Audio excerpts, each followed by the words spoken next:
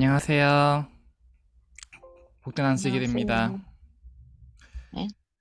네, 이번 주 일주일간 어떻게 지내셨는지요? 저는 이제 저는 이제 그 일을 이제 알바를 이제 그 노인센터에서 직원들 코로나 검사를 매일 하는 그러한 일을 하고 있는데요. 그런데 이번에 캐나다 쪽에서는 이제 새로운 변이가 이제 유행을 하면서 전에 전에 보지 못했을 정도로 양성인 사람들이 많이 나오더라고요.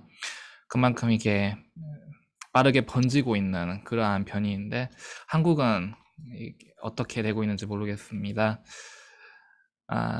이러한 상황 속에서도 하나님께서 축복하여 주셔서 우리 모두 건강 잘 지키고 매일매일 살아가는 그런 우리 믿음의 식구들 되길 기도드립니다. 우리 지난주부터 이제 우리 앞에 놓여 있는 이 악의 종말에 대한, 이 악에 대한 심판에 대한 그러한 예언을 공부하고 있었죠. 지난주에 이제 북방왕과 남방왕이 누구인지 살펴보았었는데요. 오늘은 거기에 이어서 일곱 재앙에 대한 내용을 공부하는 시간을 갖도록 하겠습니다. 지난주에 말씀드렸다시피 이 일곱 재앙이 포함된 계시록 16장과 계시록 17장은 우리 이제 그 모 재림교회 모교회에서도 그리고 저희 개혁운동에서도 이게 확립되어진 교리는 없습니다. 왜냐하면 화이트 부인의 아들께서도 쓰셨듯이 이것은 우리 미래에 있을 일이고 이에 대해서 우리가 입장을 굳히는 것에 대해서는 매우 조심해야 하기 때문인데요. 2300주야나 새천사의 기별, 이러한 우리의 영적인 생활에 대해서, 우리의 구원에 대해서 영향을 끼치는 예언과 달리 이러한 예언들은, 이 악에 대한 심판에 대한 예언들은 저희와는 다소 상관없이 이루어지는 성취되는 예언이기도 합니다. 그렇게 하나님께서는 이들 완전히 확립시키기보다는 오히려 우리에게 열어두심으로써 예수님의 초림 때 이 예언에 대해서 흥미를 가지고 깨어 연구한 자들만이 예언이 성취되는 것을 보고 깨달았듯이 우리도 하여금 스스로 연구하는 자가 되도록 하는 자극제로서 이 일곱 재앙 그리고 또 계시록 17장에 대한 예언을 남겨놓으셨습니다. 그래서 제가 오늘 소개해드릴 이 일곱 재앙은요, 크게 이제 우라이아 스미스가 적었던 그 예언과 그리고 우라이아 스미스가 보지 못했던 역사들이 있었죠. 예를 들면 냉전 시대 같은 거는 우라이아 스미스는 전혀 보지 못했는데 그러한 시대적 상황 그리고 현대의 우리 이제 국제 정세를 포함해서 생각할 때에 어떤 예언이 제시가 되어 있는지 소개해드리는 시간 갖도록 하겠습니다. 먼저 계시록 16장 1절에 있는 말씀 찾으신 분 읽어주시겠습니까? 계시록 16장 1절 말씀입니다. 내가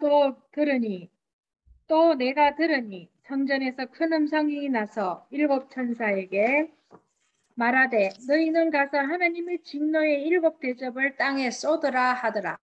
예, 감사합니다. 먼저 이 일곱 재앙을 시작하기에 앞서서 마지막 때 사건 중에서 일곱 재앙이 어디에 위치해 있는지 간단하게 살펴볼 건데요. 스스로 찾아보기 원하시는 분들은 이제 각 시대 대쟁투나 마지막 사건들을 참고해 주시기 바랍니다. 예, 마지막 시대에는 먼저 인류의 협령이 세워집니다. 그리고 인류의 협령이 세워지면요, 특히 교회 가운데에서 큰 흔들림이 있습니다. 인류의 협령을 받아들일 자들과 그리고 안식일에 굳게 설 자들, 이들 사이에 큰 흔들림 그리고 분리가 일어나고요. 이들 통해서 알곡과 가라지가 나눠지고 알곡만이 이 교회 안에 남아있게 됩니다. 그러면 이 남아있는 이 알곡들에게요, 늦은 비가 부어지고요. 그리고 이 늦은 비를 통해서 바벨론에 있던 아직 이 빛을 받지 못했던 자들이 이 늦은 비를 보고 그 빛을 받아들이고 14만 4천인에 참가하게 됩니다. 이들 통해서 14만 4천인의 수가 채워지게 되고요. 그리고 그때 무슨 일이 일어나죠? 예수님께서 악한 자는 더욱더 악하게 되고 의로운 자는 더욱더 의롭게 되다라고 선언을 하시면서 이 은혜 기간이 종료되게 됩니다. 은혜 기간이 종료되면요, 이제 더 이상 악인이 의인이 되는 일도, 의인이 악인이 되는 일도 없이 악인은 악한데도, 의인은 의로운데도 완전히 인이 쳐지게 됩니다. 예, 이 상황에서 부어지는 것이 바로 이 일곱 재앙입니다. 이 일곱인이 죄송합니다. 이 14만 4천인이 채워지고 그 은혜의 기간이 종료되고 난 후에 우리는 이 야곱의 환란을 통과하게 됩니다. 그래서 우리에게 일어난 이 야곱의 환란에 대해서는 아주 자세하게 적혀 있죠. 각실의 대쟁투에도 한 장 전체가 야곱의 환란에 대해 묘사하고 있습니다. 그러한 한편 이 악인들 측에는 일곱 재앙이 부어집니다.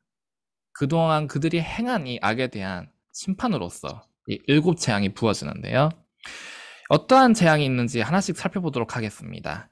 2절 말씀 찾으신 분 읽어주시겠습니까? 첫째가 가서 그 대접을 땅에 쏟음에 악하고 독한 흔대가 짐승의 표를 받은 사람들과 그 우상에게 경배하는 자들에게 나더라. 예, 감사합니다. 예, 먼저 첫 번째 재앙은 이제 몸에 나오는 이 병입니다.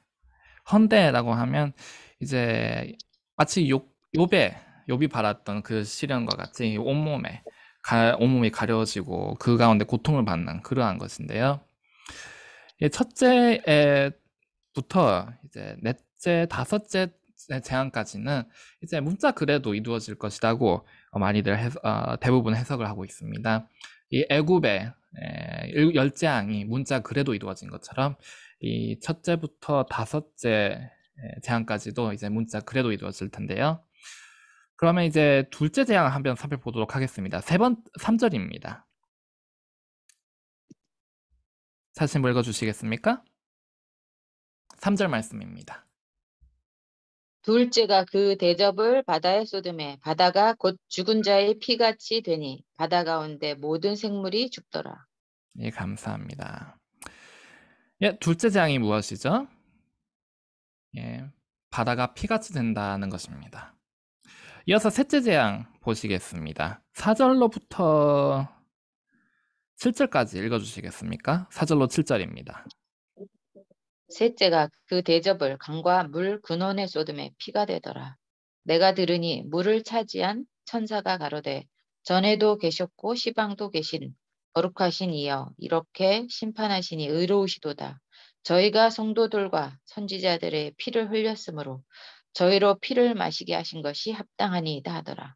또 내가 들으니 제단이 말하기를 그러하다 주 하나님 곧 전능하신 이시여 심판하시는 것이 참되시고 의로우시도다 하더라. 예, 감사합니다. 네, 둘째 재앙에서는 이 바다가 피로 변했었죠. 셋째 재앙에서는 어떻습니까? 이제 바다에서 더 나아가 이제 물의 근원과 이제 강까지 피로 변하는 모습을 보이고 있습니다. 근데 이러한 것을 보고 천사들과 제단의 반응이 어떻죠? 이 심판이 의롭습니다. 이렇게 심판하시는 것이 합당한 심판입니다. 라고 말을 합니다. 이게 무슨 뜻인지는 나중에 조금 더 살펴보도록 하고요. 이어서 넷째 재앙 보시겠습니다. 8절로 9절 말씀 읽어주시겠습니까? 넷째가 그 대접을 해에 쏟음에 해가 권세를 받아 불로 사람들을 태우니 사람들이 크게 태움에 태워진지라. 이 재앙들을 행하는 권세를 가지신 하나님의 이름을 회방하며 또 회개하여 영광을 주께 돌리지 아니하더라. 예, 감사합니다.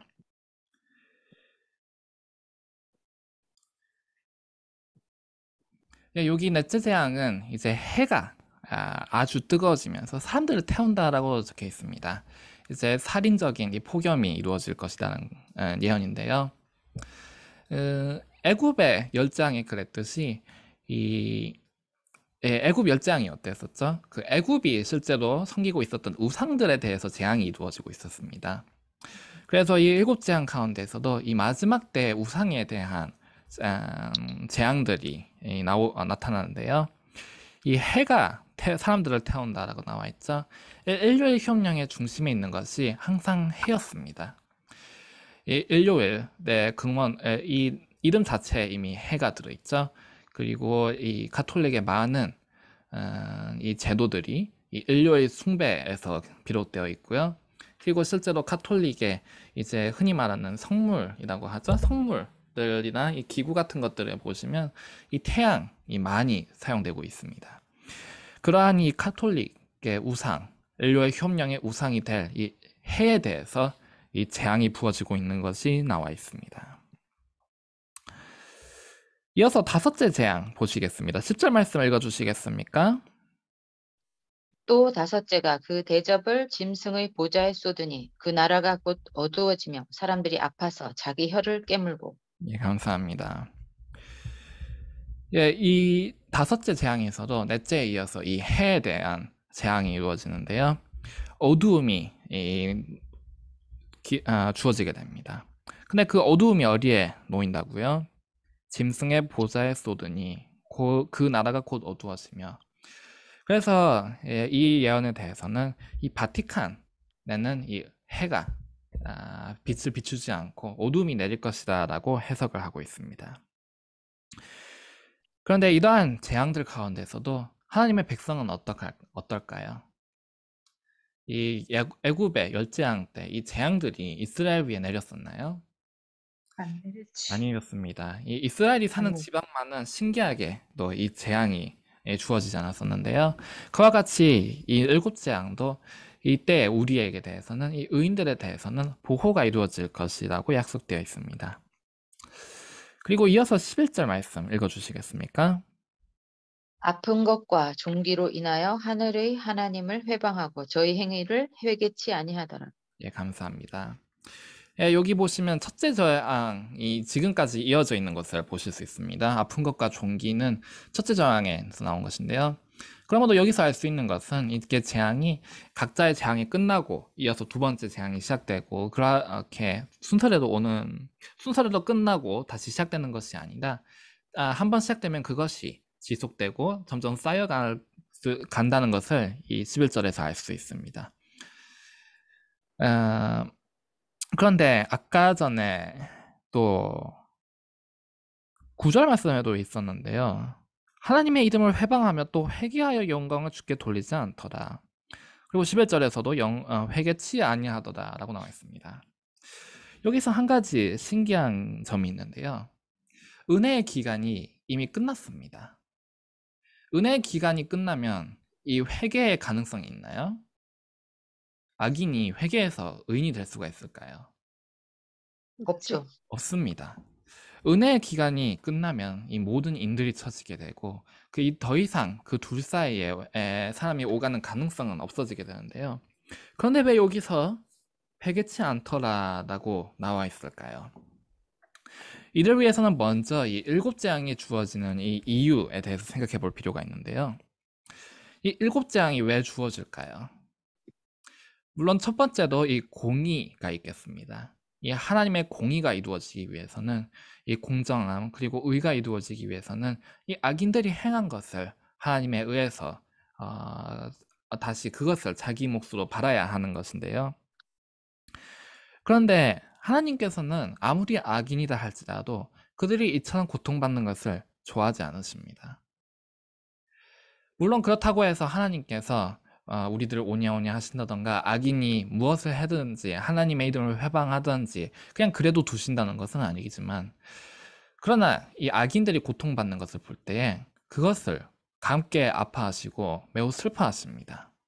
그러면 왜 이 일곱 재앙이 이루어질까요? 예, 하나님께서 예수님께서 이 은혜의 기간이 끝나는 것을 선언하시죠. 악인은 악한데도 의인은 의로운데도. 근데 이때 만약에 이대로 일이 끝나고 하나님께서 악인을 그래도 잠재우시고 의인을 맞으러 오신다면 사단이 뭐라 할까요? 이들이 더 이상 구원받을 가망이 없다는 증거가 어디 있느냐 이렇게 말할 수가 있습니다. 이 악인들이 회개할 가능성이 없다는 증거가 어디에 있느냐? 은혜의 기간을 하나님 마음대로 정하는 것이 아니냐? 이렇게 사람들을 또는 우주 거민들을 성동할 수가 있습니다. 그런데 이 일곱 재앙이 주어지면 어떨까요? 이 재앙이나 벌이라는 것은 하나님께서 가장 마지막으로 사용하시는 회개를 위한 수단입니다. 이제 경고를 보내시고 부르던 음성을 보내시고 그러다가 안 되면 조금씩 이 매를 드시게 되는데요. 이 마지막 수단으로 사용하는 것이 바로 이 벌입니다. 정말로 만약에 하나님께서 벌을 주시고 이처럼 회초리를 드시고도 만약에 회개하지 않는다면 정말로 그야말로 이들이 회개할 가능성이 없다는 증거가 될 텐데요. 이 7장을 주어짐으로써 이 은혜 기간이 끝났다는 것에 합당함이 온 우주에 드러나게 됩니다. 그래서 아까 5절에서 7절에 보시면 이 천사들이 뭐라 하고 있죠? 이렇게 심판하시니 의로우시도다. 7절에 재단이 말하기를 그러하다 주 하나님 곧 정능하시시요 심판하는 것이 참되시고 의로우시도다 하도다. 이처럼 이 7재앙을 통해서 이 우주 거민들도 이 심판이 합당하다는 것, 그리고 이 하나님의 분노라는 것이 합당하다는 것, 그리고 이 은혜 시기가 맞춰지고 이 대쟁투가 맞춰졌다는 것에 대해서 아무도 반박하지 않고 모두 받아들이는, 그처럼 온전히 우리를 위한 구속의 경륜이 이루어지는 모습을 볼 수 있습니다. 그럼 이어서 6번째 재앙을 보도록 할 텐데요. 12절로부터 14절에 있는 말씀 읽어주시겠습니까? 또 여섯째가 그 대접을 큰 강 유브라데 소돔에 강물이 말라서 동방에서 오는 왕들의 길이 예비되더라. 또 내가 보매 개구리 같은 새 더러운 영이 용의 입과 짐승의 입과 거짓 선지자의 입에서 나오니 저희는 귀신의 영이라 이적을 행하여 온 천하 임금들에게 가서 하나님 곧 전능하신 이의 큰 날에 전쟁을 위하여 그들을 모으더라. 예, 감사합니다.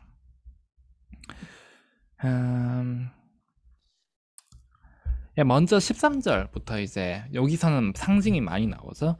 그래서 13절부터 먼저 차근차근 살펴보도록 할 텐데요.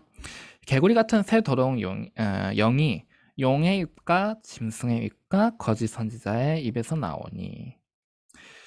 16절도 잠시 읽어주시겠습니까? 새 영이 히브리임으로 아마겟돈이라 하는 곳으로 왕들을 모으더라. 예, 감사합니다. 예, 먼저 이 6째 재앙에서 일어나는 일은요, 이 법망권이 이 온 세계의 힘을 모으기를 시작합니다.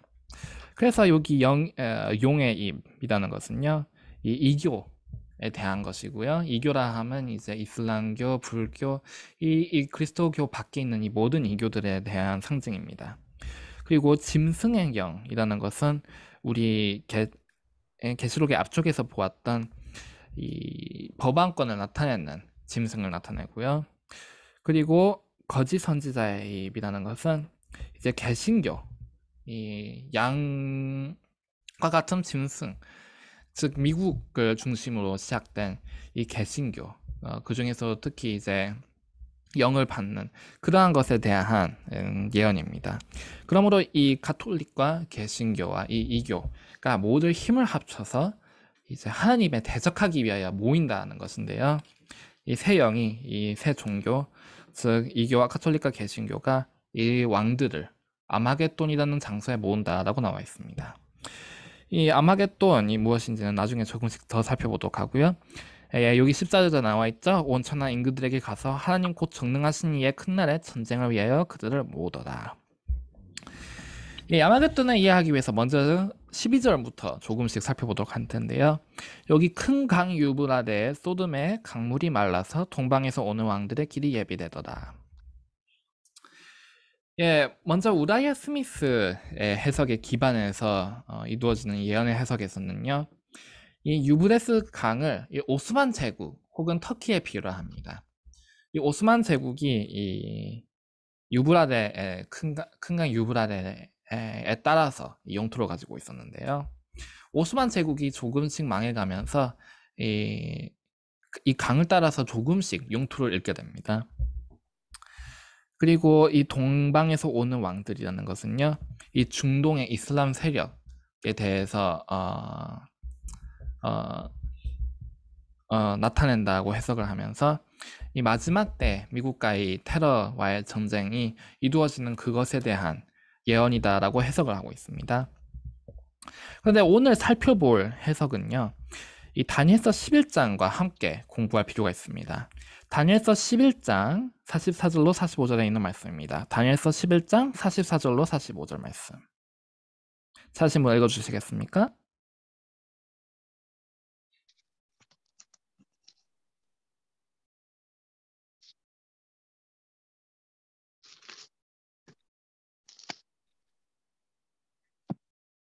그러나 동북에서부터 소문이 이르러 그로 번민케 하므로 그가 분노하여 나가서 많은 무리를 다 도륙하며 진멸코자 할 것이요. 그가 장막 궁전을 바다와 영화롭고 거룩한 산 사이에 베풀 것이나 그의 끝이 이르리니 도와줄 자가 없으리라. 네, 감사합니다.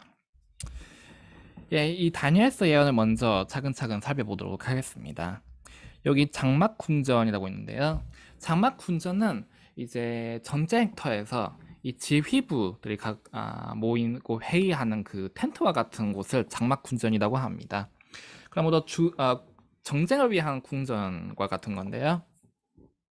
이동식 요새라고도 할 수 있겠죠. 근데 그것을 어디에 세우려고 한다고 나와 있나요? 바다와 영화롭고 거룩한 산 사이에 베풀 것이니. 예, 이 바다와 영화롭고 거룩한 산 사이가 어디인지 스가랴서에 있는 말씀 잠시 보시겠습니다. 스가랴서 14장 3절로 5절 말씀입니다. 스가랴서 14장 3절로 5절 말씀.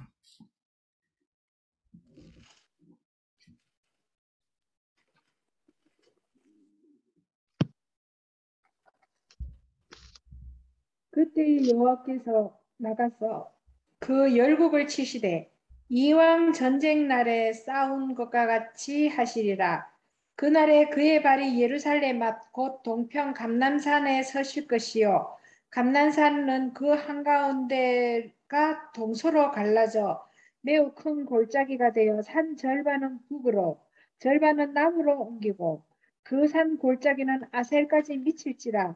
너희가 그의 산 골짜기로 도망하되 유다 왕 우시야 때에 지진을 피하여 도망하던 것 같이 하리라. 나 하나님 여호와께서 임하실 것이요 모든 거룩한 자가 주와 함께 하리라. 네, 감사합니다.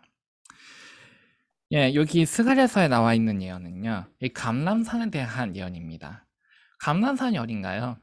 예수님께서 이제 승천하신 장소가 바로 이 감람산인데요.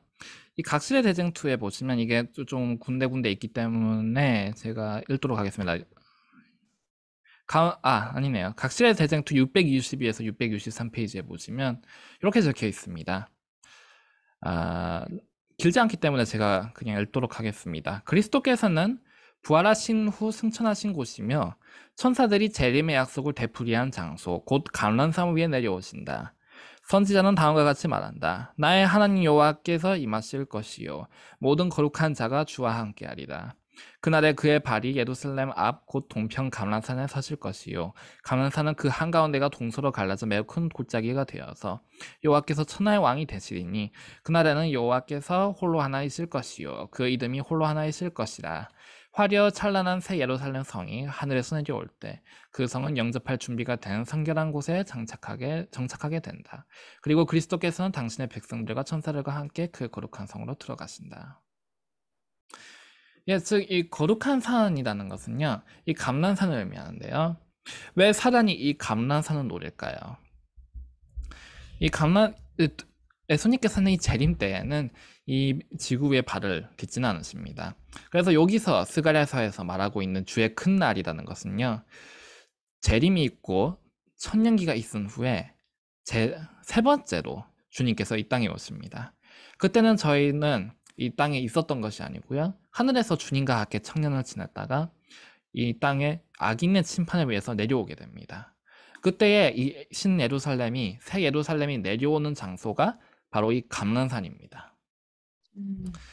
그때 사단이 무엇을 하냐면 이 악인들이 모두 부활했을 때에 이 새 예루살렘을 물리적으로 뺏으려고 합니다. 힘으로 뺏으려고 하는데요. 정말로 이제 말도 안 되는 불가능한 그러한 일이죠. 어찌 전능하신 이와 힘으로 싸우겠습니까? 그러나 그만큼 사단은 이제 마지막이 되었고 더 이상 아무것도 남은 계획이 없기에 그는 이제 물리적으로 이 신 예루살렘을 탈취하려고까지 합니다. 근데 그 작업이 이 여섯째 재앙에서 이미 시작이 된다는 것이 바로 오늘 소개해드릴 해석인데요. 이 동북에서부터 소문이 이르러 다니엘서에 계시죠? 동북에서부터 소문이 이르러 그로 번민케 하므로 먼저 그가 누구일까요? 예, 우리 지난주에 이 남방왕과 북방왕에 대해서 배웠었는데요. 이 북방왕과 남방왕이 우리가 마지막으로 43절까지 배울 때는 이제 미국과 소련이었습니다. 근데 이 소련이 무너지는 과정에서 북방왕인 미국이 이 법안권과 관계를 회복하고 연합을 하게 되었었는데요. 우리 지난주에 살펴보았듯이 이 북방왕 사이에서의 왕이 바뀔 때에는 특별히 그것이 기록되지 않은 경우가 종종 있습니다. 예를 들어서 그리스에서 헬라에서 로마로 바뀔 때라든지 로마에서 이제 법안권으로 바뀔 때 그러한 전환점에서는 그것이 전환되고 있다는 것이 적혀 있지 않습니다. 다니엘서의 다른 계시들 2장, 7장, 8장에서는 그게 명확하게 나와 있는데요. 11장에서는 남방왕, 북방왕 이 두 대결 구도로 집중이 되기 때문에 그 전환이 나오지 않습니다. 그래서 43절에서 44절로 넘어가면서 미국에서 법안권으로 이 포커스가 맞춰지게 됩니다. 이 법안권이 동북에서 오는 소문을 듣고 분노할 것이다 나와 있는데요. 동쪽이 어딘가요? 예수님께서 오시는 방향이 동쪽이죠. 예수님의 재림이 동쪽에서 오실 거라고 나와 있습니다. 그리고 북쪽은 어딘가요? 하나님의 보좌가 있는 곳입니다. 즉 동북의 소문이 나는 것은 예수님께서 다시 오신다는 마지막 큰 외침, 특히 늦은 비에서 그 정점을 찍는 그 기별을 의미하고 있는데요. 이 늦은 비와 이 큰 외침을 듣고 이 법왕이 번민케 됩니다. 그래서 이 법왕이 많은 이들을 죽이고자 할 것인데요. 이 사라는 이 법왕을 이용해서 이 주님의 삼림에 있을 이 새 예루살렘에 있을 그 감난산을 힘으로 뺏으려고 합니다. 이때부터 미리 뺏어 놓으려고 하는데요.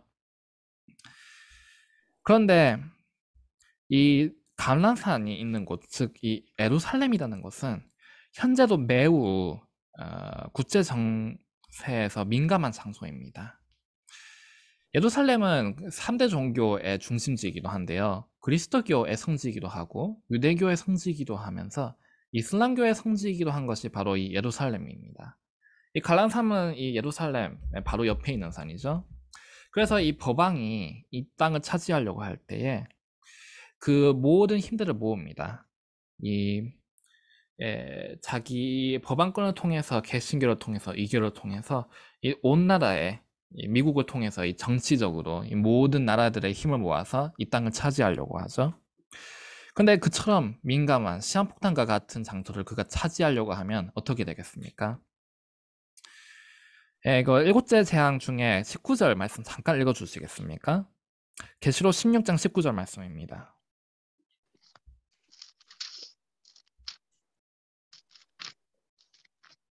큰 성이 세 갈래로 갈라지고 만국의 성들도 무너지니 큰 성 바벨론이 하나님 앞에 기억하신 바 되어 그의 맹렬한 진노의 포도주 잔을 받으매.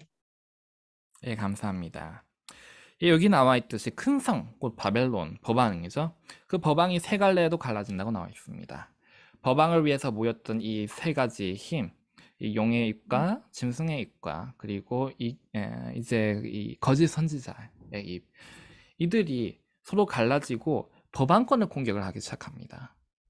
그래서 다니엘서의 11장 마지막에도 보시면 이를 도울 자가 없느니라 라고 나와 있습니다.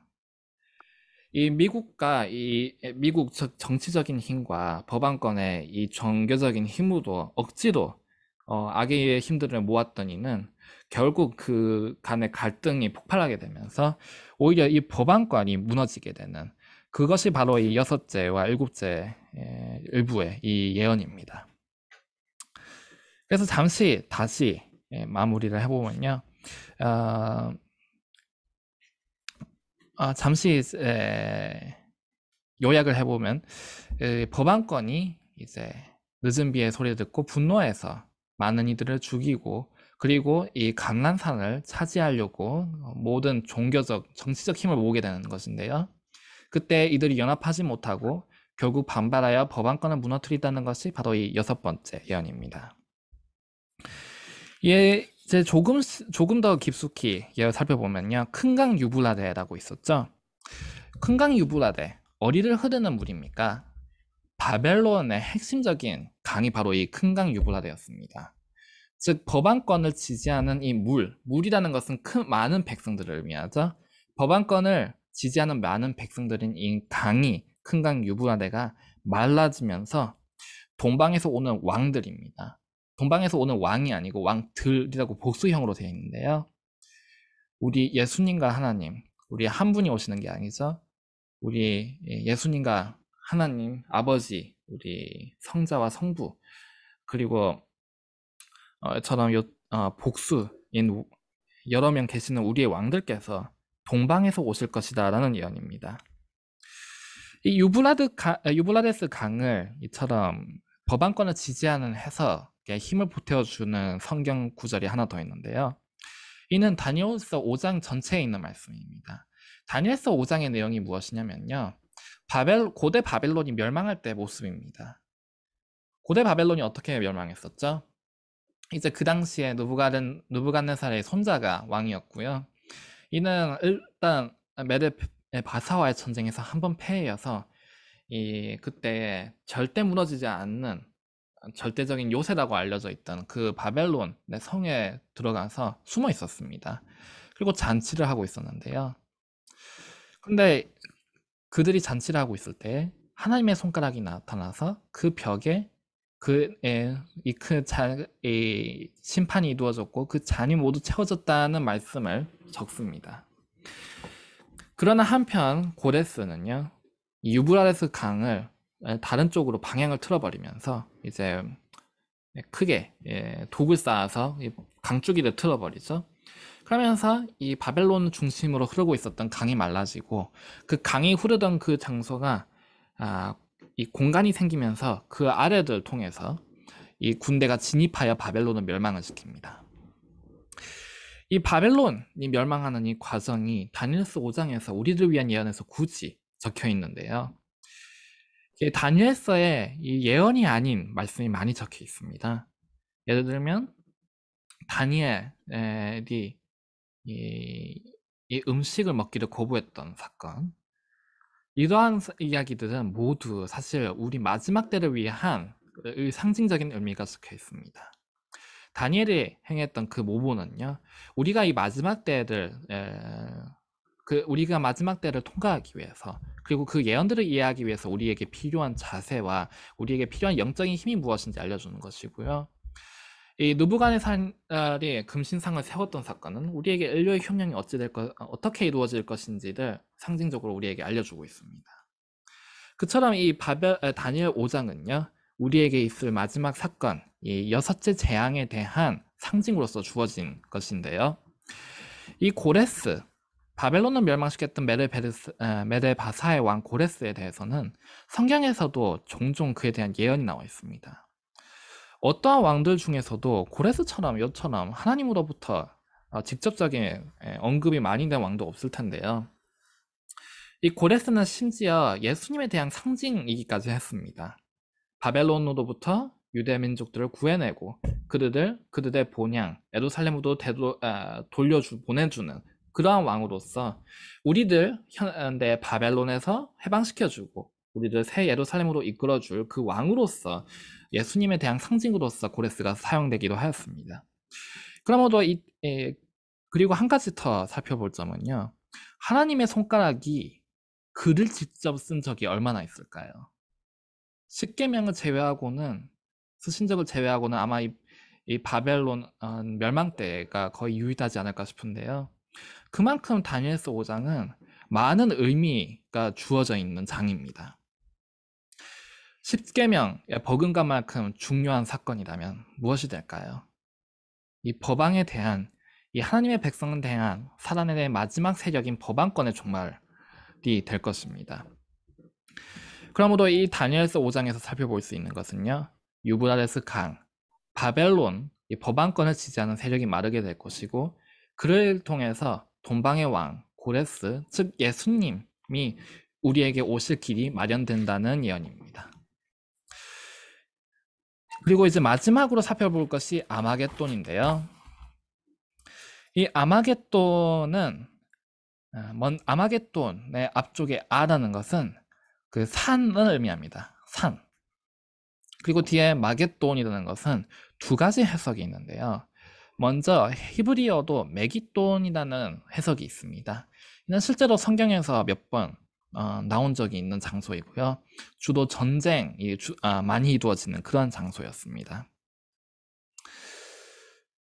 그런데 이 무기또의 역사 중에서 과연 이 여섯째 재앙에 해당될 만큼 큰 의미가 있는 역사가 있을까 하면 찾기가 어렵고요. 오늘 살펴볼 해석은 이 마겟돈이 모에드, 히브리어로 모에드라는 해석입니다. 이 모에드, 이 마겟돈을 모에드도 해석해서 아마겟돈 또는 할모에드, 히브리어로 할모에드를 지칭하는 단어다라는 해석이 있는데요. 이 할모에드가 어디에 나오냐면 이사야서 14장 13절에 나옵니다. 이사야서 14장 13절. 찾으신 분 읽어주시겠습니까?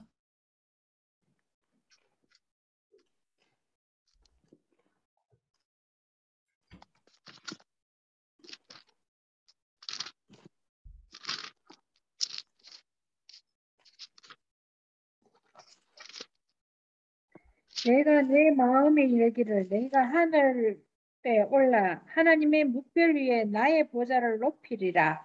내가 북극 지폐의 산 위에 자정하리라. 네, 감사합니다. 여기 지폐의 산이라고 나와 있죠? 이 지폐의 산이 바로 할모에드고 이게 바로 아마겟돈의 히브리어라는 해석이 있습니다. 지폐의 산이라고 나와 있는데요. 먼저 이사야서 14장 13절의 전체적인 문맥에서 알 수 있듯이 이는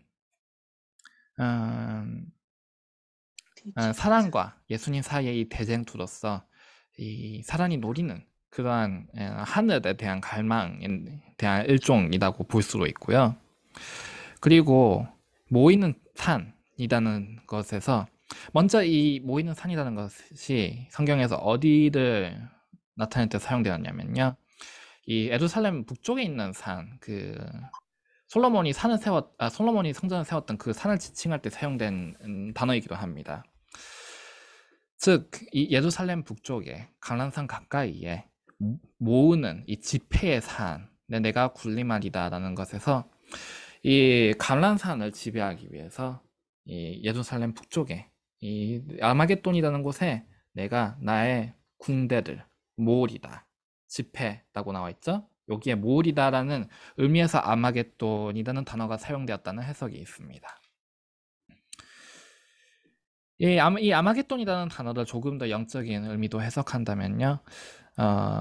이 다니엘서의 이 고독한 산이라는 것을 우리의 마음의 성전으로 비유해서 이 실제적인 전쟁보다는 영적인 전쟁이라는 식으로 해석도 가능할 테고요. 그리고 우리가 오늘 살펴본 것은 그것이 실제로 군대를 모으는 일이고 신예루살렘을 그가 공격하려 하듯이 그것을 아마겟돈이라는 장소에 모은다, 회집한다라는 그러한 해석이 있습니다. 이렇게 해서 6번째 재앙을 살펴봤는데요.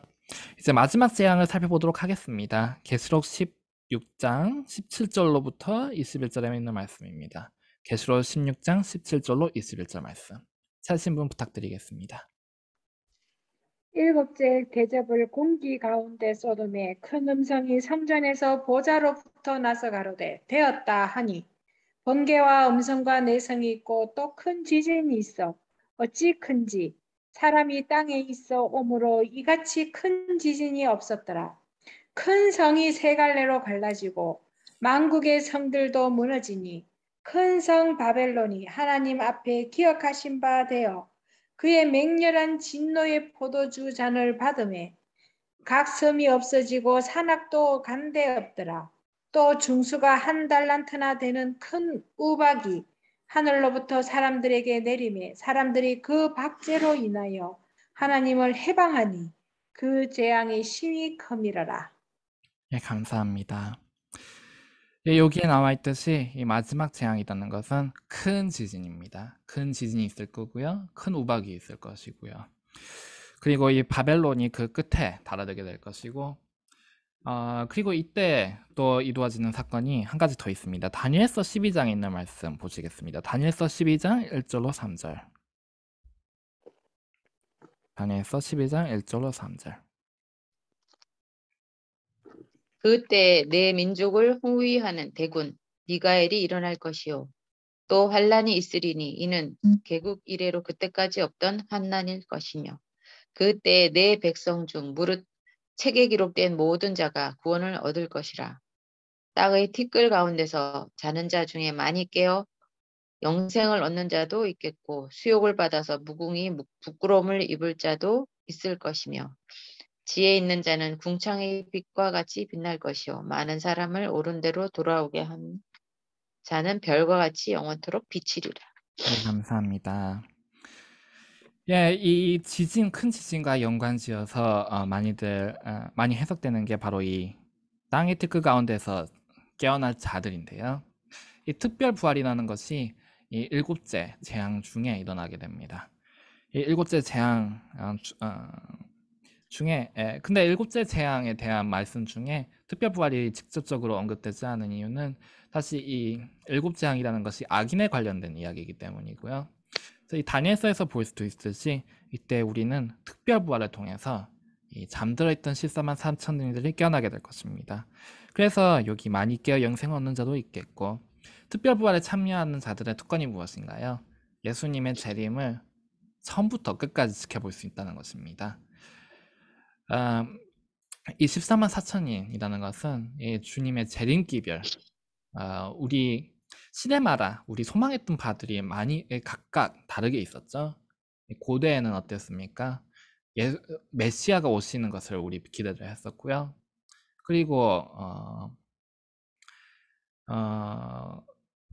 이제 그 종교 개혁 때는 어땠습니까? 이 종교의 자유를 얻는 것이 가장 큰 갈망이었겠죠. 14만 4천인들의 가장 큰 갈망이 바로 예수님의 재림을 보는 것입니다. 그래서 그 예수님의 재림을 갈망하던 이 자들에게 특별히 예수님의 구름이 나타나고 이것이 점점 다가오는 그 모든 과정을 보게 되는 그러한 특권이 주어지게 될 것입니다. 그리고 한 가지 더 여기 깨어날 자들은 수욕을 받아서 무궁히 부끄러움을 얻을 자인데요. 예수님을 찌른 자들, 예수님이 이 십자가에 달리실 때 실제로 그분을 이제 상징적인 의미가 아니라요. 실제로 예수님을 찌르고 예수님을 핍박했던 그러한 자들이 이 특별 부활에 일어나서 그 모든 과정을 지켜보게 될 것입니다. 예수님께서 마지막에 재판을 받으실 때에 내가 이들이니 인자가 오는 것을 너희가 보리다 라고 말씀하셨죠. 그 말씀이 여기서 이루어지게 될 것입니다. 예, 우리 이렇게 해서 7재앙을 모두 살펴보았는데요. 마지막으로 스가랴서 있는 말씀 읽고 마치도록 하겠습니다. 스가랴서 14장 9절 말씀입니다. 스가랴서 14장 9절 말씀 제가 읽도록 하겠습니다. 여호와께서 천하의 왕이 되시리니 그날에는 여호와께서 홀로 하나이실 것이요 그 이름이 홀로 하나이실 것이며. 예, 우리 대쟁투 과연 여호와께서 천하의 유일한 왕이신가 아니면 루스벨이 천하의 왕인가? 이 대쟁투의 끝이 곧 달아들게 될 것입니다. 이 7재앙을 통해서 이 모든 것이 온 우주에 드러나게 될 것이고요. 그 끝에서 우리는 여호와께서 천하의 왕으로서 유일한 왕으로서 이 지구에 내려오시는 것을 보게 될 것입니다. 우리 미가엘께서 일어나실 것이다 라고 나와 있는데요. 미가엘, 예수님께서 천사의 장으로서 천사의 군대의 장군으로서 자신을 나타내실 때 사용하는 이름이죠. 우리 미가엘께서 오시는 그날에 우리가 그 천하의 유일한 왕으로서 오시는 그 미가엘을 기쁨으로 맞아들이는 그런 우리 모두가 되기를 진심으로 기도드립니다. 아멘.